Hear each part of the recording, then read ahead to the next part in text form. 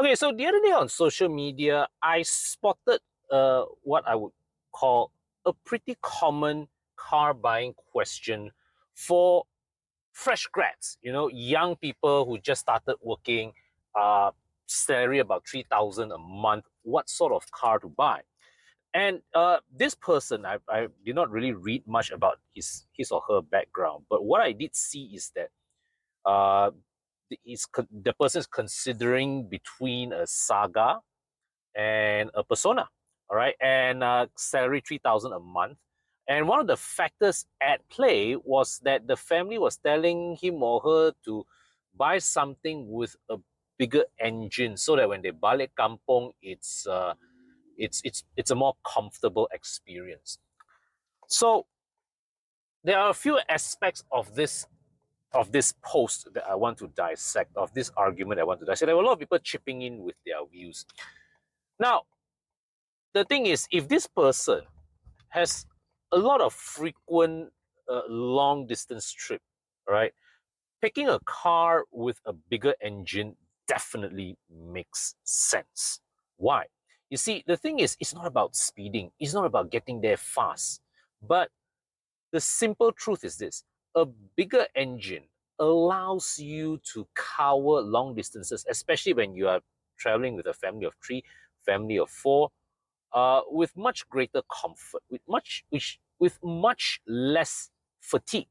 See, and when I bring fatigue in, safety comes into play, right? You want to be as physically and mentally fresh as possible for as much of the journey. So the thing is, if you can afford to buy something with a 1.6 liter engine as opposed to a 1.3, go for a 1.6. You can afford 2.0, 2.5, even better.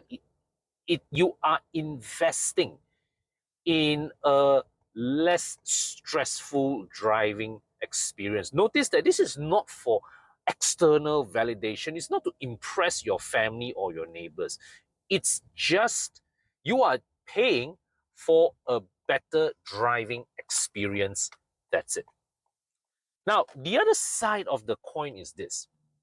This person earning 3,000 ringgit a month. And simply put, my message is this: if you're earning 3,000 ringgit a month, well, the financial reality is that you are not in the ballpark of getting anything like a brand new Proton Persona or Beza or Myvi. You're not even close. You see, the thing is that 3,000 ringgit a month, you want to spend on a 60,000 ringgit car? To me, don't do it. Don't do it.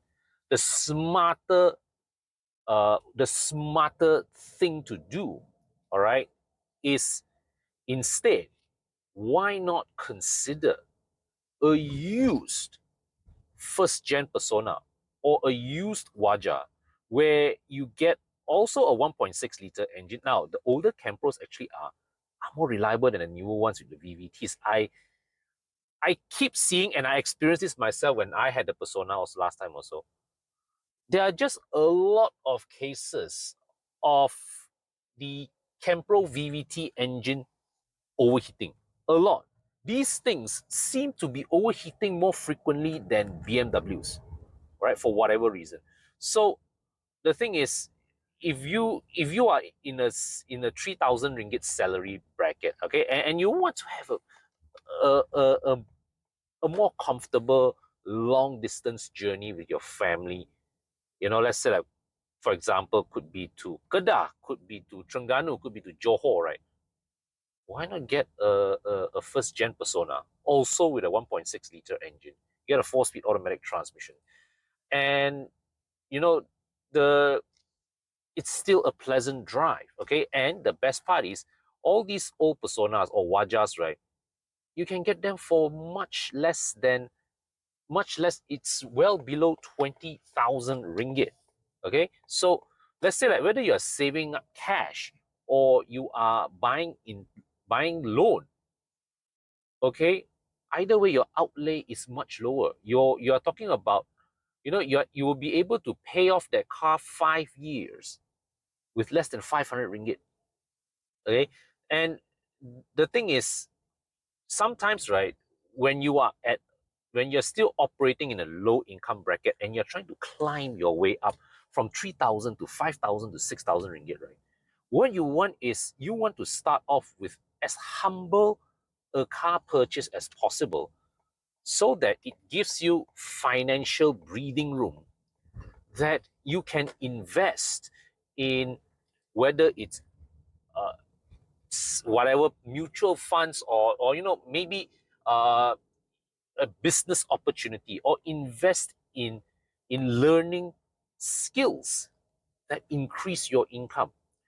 So the thing is, as I've said before, do buy the best car that you can afford, but sometimes it does take a bit of creativity and willingness to dive into the used car market to maximize your ringgit spend, okay, to get the best out of your limited budget.